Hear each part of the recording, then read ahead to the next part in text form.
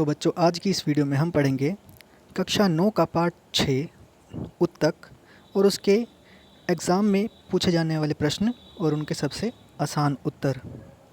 अपनी पिछली वीडियो में हमने इस पाठ के जंतु उत्तक और पादप उत्तकों के बारे में समझाया था। अगर आप वो वीडियो भी देखना चाहते हैं तो इस चैनल को सब्सक्राइब कीजिए।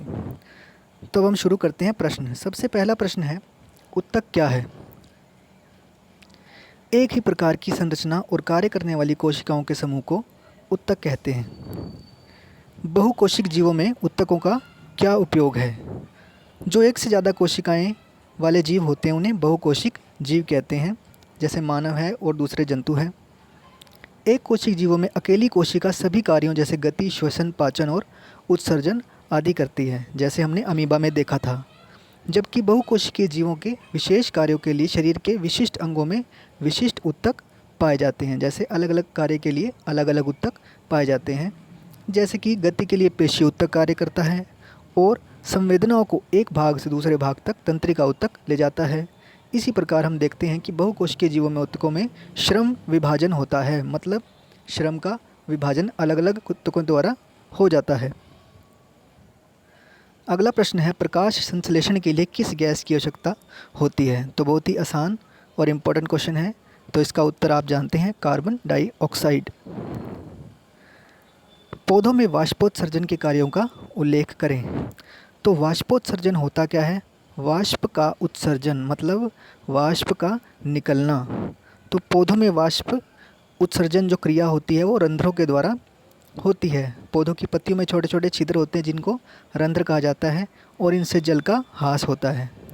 जो मरुस्थलीय पौधे होते हैं वहाँ पर पौधों को जल कम मिलता है, उनके जल की ज़्यादा की आवश्यकता होती है, इसलिए उनकी बाहरी सतह में एपिडर्मिस में क्यूटिन नामक पदार्थ होता है जो अवांछित जल के ह्रास को रोकता है, मतलब वो जल को बाहर निकलने से रोकता है। तो चित्र में आप देख रहे हैं एक पौधे का चित्र है जिसकी जड़ों से हम H2O जो होते हैं पौधे अवशोषित करते हैं और उसके बाद यह पौधे के सभी भागों में जाता है और वाष्प के रूप में, भाप के रूप में पत्तियों से बाहर आ जाता है। इसे ही वाष्प उत्सर्जन कहते हैं। अगला प्रश्न है, सरल उत्तकों के कितने प्रकार हैं? तो सरल उत्तकों के 3 प्रकार हैं, पैरेन्काइमा, कोलेन्काइमा और स्क्लेरेन्काइमा। प्ररोह का शीर्षस्थ विभाज्योतक कहाँ पाया जाता है? तो विभाज्योतक पौधों में हमने बताया था 3 तरह के होते हैं, तो उनमें से एक है शीर्षस्थ। तो यह विभाज्योतक पौधे के तने और जड़ के वृद्धि वाले भाग में पाया जाता है, जिससे नई कोशिकाओं का विकास होता है। अगला प्रश्न है, नारियल का रेशा किस उत्तक का बना होता है? तो इसका आंसर है, नारियल का रेशा स्क्लेरेन्काइमा उत्तक का बना होता है। फ्लोएम के संघटक कौन कौन से हैं? तो फ्लोएम भी पौधों में पाए जाने वाला एक जटिल उत्तक है जो संवहन का कार्य करता है और इसके संघटक 4 हैं, मतलब 4 चालिनी नलिका, साथी कोशिका, फ्लोएम पैरेन्काइमा और फ्लोएम रेशा। अगला प्रश्न है, उस उत्तक का नाम बताएं जो हमारे शरीर में गति के लिए उत्तरदायी है। तो इसका आंसर है पेशीय उत्तक। न्यूरॉन देखने में कैसा लगता है? तो यह बहुत ही इंपॉर्टेंट क्वेश्चन है। न्यूरॉन जो होता है, तंत्रिका उत्तक की इकाई को न्यूरॉन कहते हैं। जो चित्र है आप इसका देख रहे हैं, तंत्रिका कोशिका को न्यूरॉन कहा जाता है। इसमें केंद्रक होता है, कोशिका द्रव्य होता है, यह लंबे पतले बालों जैसी शाखाएं निकलती हैं और उसमें एक लंबा प्रवर्ध होता है जिसको एक्सॉन कहते हैं। बहुत सारे छोटी शाखा वाले डेंड्राइट्स होते हैं या द्रुमिका भी बोलते हैं इन्हें। तो ये चित्र आप देख सकते हैं। अगला प्रश्न है, हृदय पेशी के 3 लक्षणों को बताएं। तो हृदय पेशी के 3 लक्षण निम्नलिखित हैं। हृदय पेशियां जीवन भर लयबद्ध होकर संकुचन और प्रसार करती रहती है, मतलब फैलती और सिकुड़ती रहती है। यह पेशियां अनैच्छिक होती है, मतलब हमारी इच्छा के बिना ही कार्य करती है। हृदय पेशिका बेलनाकार शाखाओं वाली और एक केंद्रकीय होती है। अगला प्रश्न है, एरियोलर उत्तक के क्या कार्य है? तो एरियोलर एक संयोजी प्रकार का उत्तक है जो जंतुओं में पाया जाता है। एरियोलर उत्तक त्वचा और मांसपेशियों के बीच रक्त नलिका के चारों ओर और अस्थि मज्जा में पाया जाता है। और इसके कार्य क्या हैं? यह अंगों के भीतर की खाली जगह को भरता है, यह आंतरिक अंगों को सहारा प्रदान करता है और उत्तकों की मरम्मत में सहायता करता है। अब अगला प्रश्न है, कितने प्रकार के तत्व मिलकर जाइलम उत्तक का निर्माण करते हैं, उनके नाम बताइए। तो जाइलम भी एक पौधों का उत्तक है जो संवहन उत्तक का कार्य करता है। जाइलम 4 प्रकार के घटकों से मिलकर बना है। जाइलम ट्रैकिड्स, वाहिका, जाइलम पैरेन्काइमा और जाइलम रेशा। अगला प्रश्न जो है, पौधों में सरल उत्तक जटिल उत्तकों से किस प्रकार भिन्न होते हैं। तो सरल उत्तक जटिल उत्तकों में अंतर, सबसे पहला अंतर है सरल उत्तक एक ही प्रकार की कोशिकाओं से बने होते हैं, जबकि जटिल उत्तक अनेक प्रकार की कोशिकाओं से मिलकर बने होते हैं।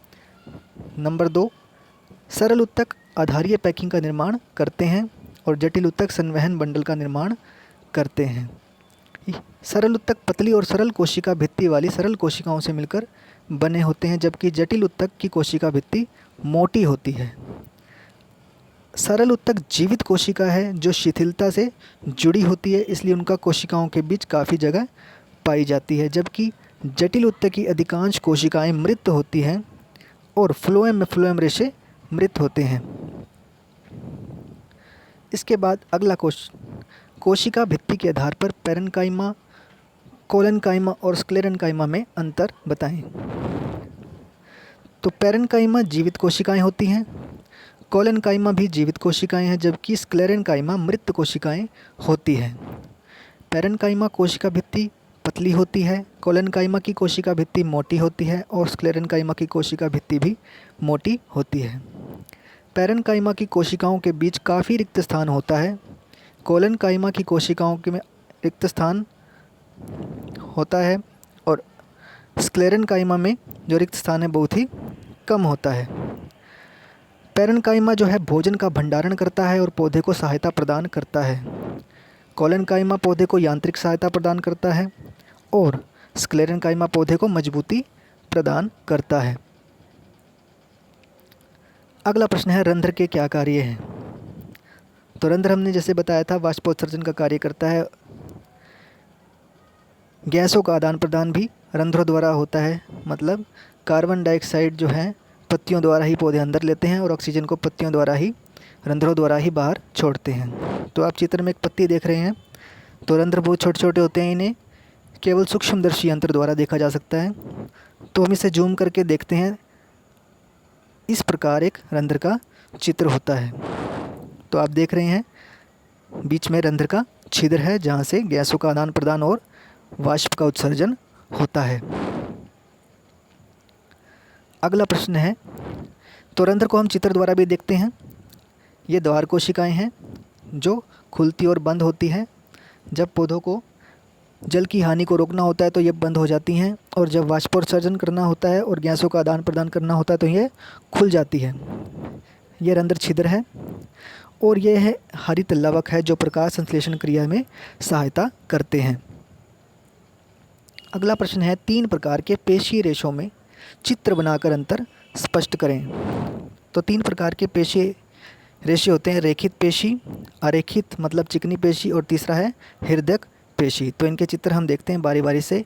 ये रेखित पेशी का चित्र है, क्योंकि इसमें धारियाँ होती हैं, रेखाएं होती हैं, इसलिए इसका नाम रेखित पेशी होती है इसे। अगला है चिकनी पेशी। यह चिकनी इसलिए कहा जाता है क्योंकि सूक्ष्मदर्शी से देखने पर यह रेखाएं रहित होती हैं, मतलब इसमें रेखाएं नहीं दिखती, इसलिए इसे अरेखित पेशी भी कहा जाता है। उसके बाद है हृदयक पेशी। यह हृदयक पेशी का चित्र है। यह शाखीय शाखा की तरह एक दूसरे से जुड़ी होती है। अगला प्रश्न है, न्यूरॉन का एक चित्र बनाएं। तो यह एक न्यूरॉन का चित्र है, आप इसकी प्रैक्टिस कर सकते हैं। और इसके भागों में सबसे पहले है केंद्रक, फिर यह है कोशिकाकाय, और यह है ध्रुमिका जिसे डेंड्राइट भी कहते हैं, और ये जो लंबा प्रवर्ध निकल रहा है इसे तंत्रिकाक्ष कहा जाता है, और लास्ट में है तंत्रिका का अंतिम सिरा जिसे अक्सॉन भी कहते हैं। अब प्रश्न है निम्नलिखित के नाम लिखिए। तो सबसे पहला है उत्तक जो मुंह के भीतरी स्तर का निर्माण करता है। उसका आंसर है सरल शल्की एपिथेलियम। अगला प्रश्न है उत्तक जो मनुष्य में पेशियों को अस्थियों से जोड़ता है। उसका आंसर है कंडरा। उसके बाद है उत्तक जो पौधों में भोजन का संवहन करता है। फ्लोएम। उत्तक जो हमारे शरीर में वसा का संचय करता है। वसामय उत्तक। और तरल अधात्री सहित संयोजी उत्तक रक्त। और लास्ट में है मस्तिष्क में स्थित उत्तक जिसे हम तंत्रिका उत्तक या न्यूरॉन भी कहते हैं। अगला प्रश्न है निम्नलिखित में उत्तक की पहचान करें। तो सबसे पहले त्वचा। त्वचा में स्तरित शल्कीय एपिथेलियम पाया जाता है। पौधे के वल्क में कॉर्क रक्षित उत्तक पाया जाता है। अस्थि में संयोजी उत्तक पाया जाता है। वृक्कीय नलिका स्तर में घनाकार एपिथेलियम उत्तक पाया जाता है। संवहन मंडल में जटिल उत्तक जो कि जाइलम और फ्लोएम है। इसके बाद है पौधे में एपिडर्मिस की क्या भूमिका है। तो पौधे में एपिडर्मिस की निम्नलिखित भूमिका है। यह जल की हानि कम करके पादपों की रक्षा करता है। तो एपिडर्मिस होता है पौधे के ऊपर एक परत होती है जो पौधे को सुरक्षा प्रदान करती है पत्तियों के ऊपर। यह जल प्रतिरोधी परत जल की हानि के विरुद्ध यांत्रिक आघात या परजीवी कवक के प्रवेश से पौधों की रक्षा करता है। इसके जेली जैसा पदार्थ जल प्रतिरोधी परत का निर्माण करता है, मतलब उसमें पानी बाहर नहीं जा सकता। जड़ों की एपिडर्मल कोशिकाएं पानी को सोखने का कार्य करती है। अगला प्रश्न।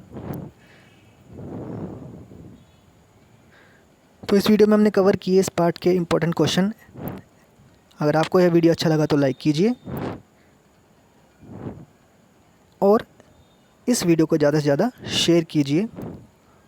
और इसके जैसी और पार्ट की वीडियो देखने के लिए या पिछले पार्टों की वीडियो देखने के लिए इस चैनल को सब्सक्राइब भी कीजिए।